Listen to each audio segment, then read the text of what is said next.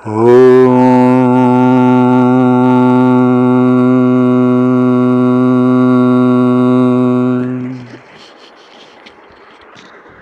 सभी के अंदर बैठे परमात्मा को मैं नमन करता हूँ।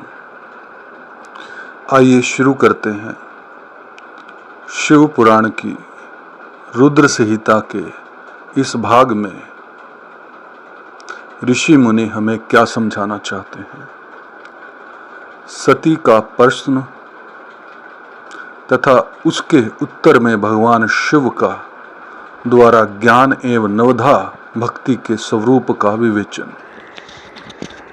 कैलाश तथा हिमालय पर्वत पर श्री शिव और सती के विविध व्यवहारों का विस्तार पूर्वक वर्णन करने के पश्चात ब्रह्मा जी ने कहा, मुने, एक दिन की बात है, देवी सती एकांत में भगवान शंकर से मिली और उन्हें भक्ति पूर्वक प्रणाम करके दोनों हाथ जोड़ खड़ी हो गई।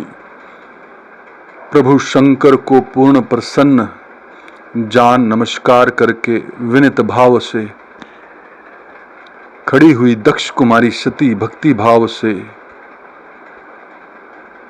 बोली। सती ने कहा, देव देव महादेव, करुणा सागर, प्रभो, दीनों द्वार परायण महायोगिन, मुझ पर कृपा कीजिए। आप परम पुरुष हैं, सबके स्वामी हैं, रजोगुण, सत्वगुण और तमोगुण से परे हैं, निर्गुण भी हैं, सगुण भी हैं, सबके साक्षी, निर्विकार और महाप्रभु हैं। हर मैं धन्य हूँ जो आपकी कामनी और आपके साथ सुंदर विहार करने वाली आपकी प्रिया हुई। स्वामिन, आप अपनी भक्त वत्सलता से ही प्रेरित होकर मेरे पति हुए हैं। नाथ, मैंने बहुत वर्षों तक आपके साथ विहार किया। महेशान, इससे मैं बहुत संतुष्ट हुई हूँ और अब मेरा मन उधर से हट गया है।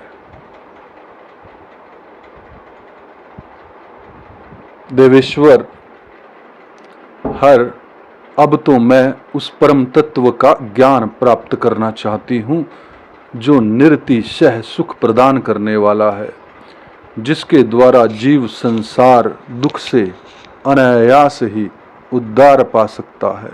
नाथ, जिस कर्म का अनुष्ठान करके विषयी जीव भी परम पद को प्राप्त कर लें और संसार बंधन में न बंधे, उसे आप बताइए, मुझ पर कृपा कीजिए।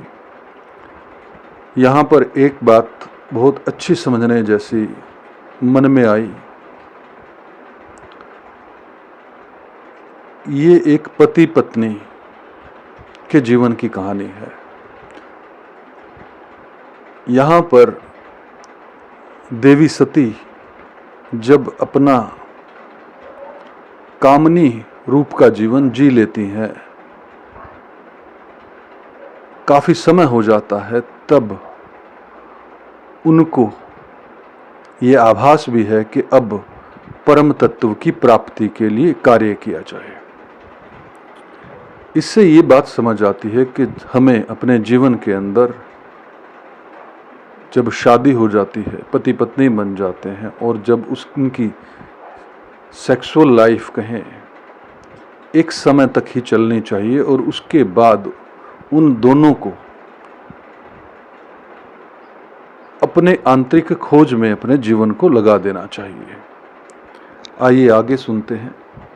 ब्रह्मा जी कहते हैं, मुने, इस प्रकार आदि शक्ति महेश्वरी सती ने केवल जीवों के उद्धार के लिए जब उत्तम भक्ति भाव के साथ भगवान शंकर से प्रसन्न किया, तब उनके उस प्रसन्न सुनकर स्वेच्छा से शरीर धारण करने वाले तथा योग के द्वारा भोग से विरक्त चित्त वाले स्वामी शिव ने अत्यंत प्रसन्न होकर सती से इस प्रकार कहा। शिव बोले, देवी दक्ष नंदनी महेश्वरी, सुनो, मैं उसी परमात्म तत्व का वर्णन करता हूँ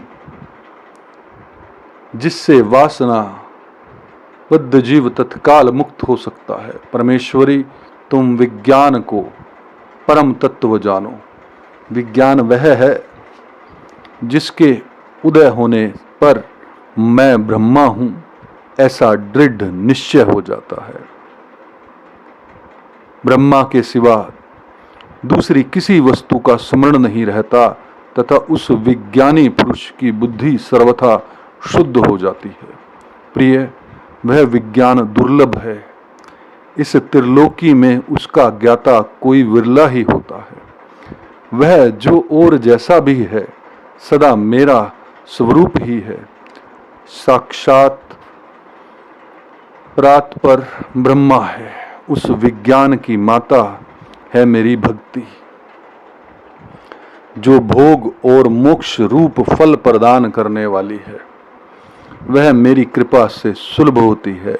भक्ति 9 प्रकार की बताई गई है। सती, भक्ति और ज्ञान में कोई भेद नहीं है। भक्त और ज्ञानी दोनों ही सदा सुख प्राप्त होता है। जो भक्ति का विरोधी है उसे ज्ञान की प्राप्ति नहीं होती। देवी, मैं सदा भक्त के अधीन रहता हूँ और भक्ति के प्रभाव से जातिहीन नीच मनुष्यों के घरों में भी चला जाता हूँ, इसमें संशय नहीं है।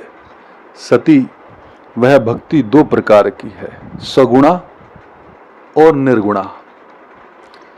जो वैधि शास्त्र विधि से प्रेरित और स्वभाव की हृदय के सजग अनुराग से प्रेरित भक्ति होती है वह श्रेष्ठ है, तथा इससे भिन्न जो कामना मूलक भक्ति होती है वह निम्न कोटि मानी गई है।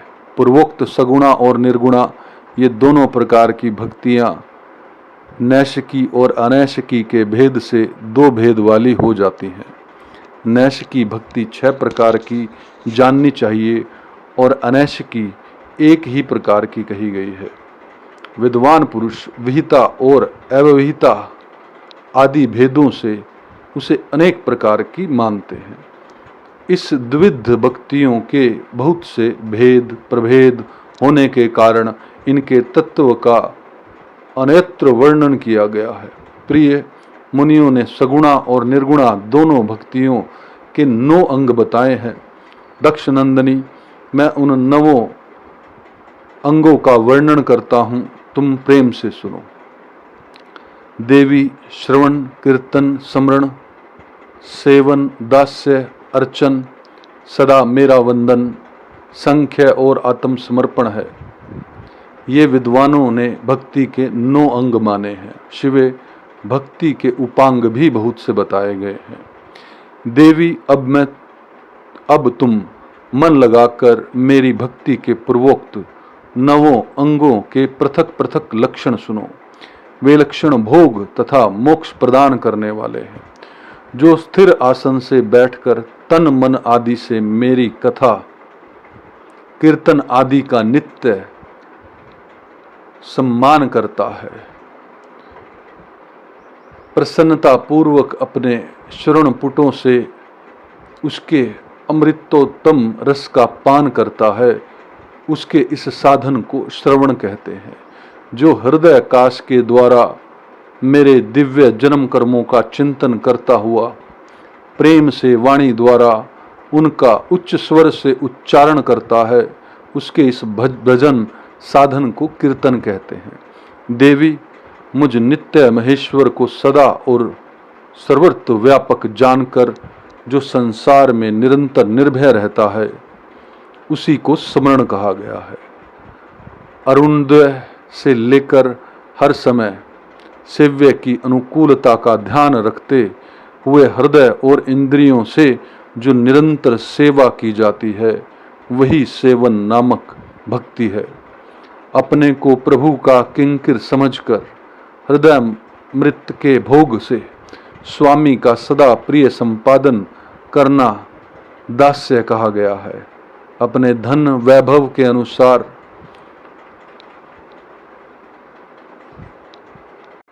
शास्त्रीय विधि से मुझ परमात्मा को सदा पाद आदि 16 उपचारों का जो समर्पण करता है उसे अर्चन कहते हैं। मन से ध्यान और वाणी से मंदनात्मक मंत्रों के उच्चारण पूर्वक 8 अंगों से भूतल का स्पर्श करते हुए जो इष्ट देव को नमस्कार किया जाता है उसे वंदन कहते हैं। ईश्वर मंगल या अमंगल जो कुछ भी करता है वह सब मेरे मंगल के लिए ही है, ऐसा दृढ़ विश्वास रखना सांख्य भक्ति का लक्षण है। देह आदि जो कुछ भी अपनी कही जाने वाली वस्तु है वह सब भगवान की प्रसन्नता के लिए उन्हीं को समर्पित करने, अपने निर्वाह के लिए भी कुछ बचाकर न रखना अथवा निर्वाह की चिंता भी रहित हो जाना आत्मसमर्पण कहलाता है। ये मेरी भक्ति के 9 अंग हैं जो भोग और मोक्ष प्रदान करने वाले हैं। इनसे ज्ञान का प्राकट्य होता है तथा ये सब साधन मुझे अत्यंत प्रिय हैं। मेरी भक्ति के बहुत से उपांग भी कहे गए हैं, जैसे बिल्व आदि का सेवन आदि। इनको विचार से समझ लेना चाहिए। प्रिय, इस प्रकार मेरी सांगोपांग भक्ति सबसे उत्तम है। यह ज्ञान वैराग्य की जननी है और मुक्ति इसकी दासी है। यह सदा सब साधनों से ऊपर विराजमान है। इसके द्वारा संपूर्ण कर्मों के फल की प्राप्ति होती है। यह भक्ति मुझे सदा तुम्हारे समान ही प्रिय है। जिसके चित्त में नित्य निरंतर यह भक्ति निवास करती है वह साधक मुझे अत्यंत प्यारा है।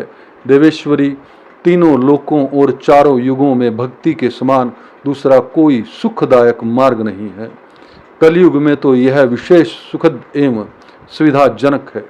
देवी, कलयुग में प्राय ज्ञान और वैराग्य के कोई ग्राहक नहीं है, इसलिए वे दोनों वृद्ध, उत्साह शून्य और जर्जर हो गए हैं। परंतु भक्ति कलयुग में तथा अन्य सब युगों में भी प्रत्यक्ष फल देने वाली है। भक्ति के प्रभाव से मैं सदा उसके वश में रहता हूँ, इसमें संशय नहीं है। संसार में जो भक्तिमान पुरुष है उसकी मैं सदा सहायता करता हूँ, उसके सारे विघ्नों को दूर हटाता हूँ। उस भक्त का जो शत्रु होता है वह मेरे लिए दंडनीय है, इसमें संशय नहीं है। देवी, मैं अपने भक्तों का रक्षक हूँ। भक्त की रक्षा के लिए ही मैंने कुपित हो अपने नेत्र जनित अग्नि से कालकों को भी दग्ध कर डाला था। प्रिय, भक्त के लिए मैं पूर्व काल में सूर्य पर भी अत्यंत क्रुद्ध हो उठा था और शूल लेकर मैंने उन्हें मार भगाया था। देवी, भक्त के लिए मैंने सैन्य सहित रावण को भी क्रोध पूर्वक त्याग दिया और उसके प्रति कोई पक्षपात नहीं किया। सती देवेश्वरी, बहुत कहने से क्या लाभ, मैं सदा ही भक्त के अधीन रहता हूँ और भक्ति करने वाले पुरुष के अत्यंत वश में हो जाता हूँ। ब्रह्मा जी कहते हैं, नारद, इस प्रकार भक्त का महत्व सुनकर दक्ष कन्या सती को बड़ा हर्ष हुआ और उन्होंने अत्यंत प्रसन्नता पूर्वक भगवान शिव को मन ही मन प्रणाम किया। मुने सती देवी ने पुनः भक्ति कांड विषयक शास्त्र के विषय में भक्ति पूर्वक पूछा। उन्होंने जिज्ञासा की कि जो लोक में सुखदायक तथा जीवों के उद्धार के साधनों का प्रतिपादक है वह शास्त्र कौन सा है। उन्होंने यंत्र मंत्र शाख, उसके महामात्य तथा अन्य जीवोद्धारक धर्ममय साधनों के विषय में विशेष रूप से जानने की इच्छा प्रकट की। सती के इस प्रश्न को सुनकर शंकर जी के मन में बड़ी प्रसन्नता हुई। उन्होंने जीवों के उद्धार के लिए सब शास्त्रों का प्रेम पूर्वक वर्णन किया। महेश्वर ने 5 अंगों सहित तंत्र शास्त्र, यंत्र शास्त्र तथा भिन्न भिन्न देवेश्वरों की महिमा का वर्णन किया। मुनीश्वर इतिहास कथा सहित उन देवताओं के भक्तों की महिमा का, वर्णाश्रम धर्मों का तथा राज धर्मों का भी निरूपण किया। पुत्र और स्त्री के धर्म की महिमा का, कभी नष्ट न होने वाले वर्णाश्रम धर्म का और जीवों को सुख देने वाले वैदिक शास्त्र का तथा ज्योतिष शास्त्र का भी वर्णन किया। महेश्वर ने कृपा करके उत्तम सामुद्रिक शास्त्र का तथा और भी बहुत से शास्त्रों का तत्वत वर्णन किया। इस प्रकार लोकोपकार करने के लिए सदुण संपन्न शरीर धारण करने वाले त्रिलोक सुखदायक और सर्वज्ञ सती शिव हिमालय के कैलाश शिखर पर तथा अन्य स्थानों में नाना प्रकार की लीलाएं करते थे। ये दोनों दंपति साक्षात पर ब्रह्मा स्वरूप हैं। भक्तजनों, इस कथा को यहीं पर समाप्त करते हैं। आपके अंदर बैठे हुए परमात्मा को मैं नमन करता हूँ। ओम तत्सत, ओम तत्सत, ओम तत्सत।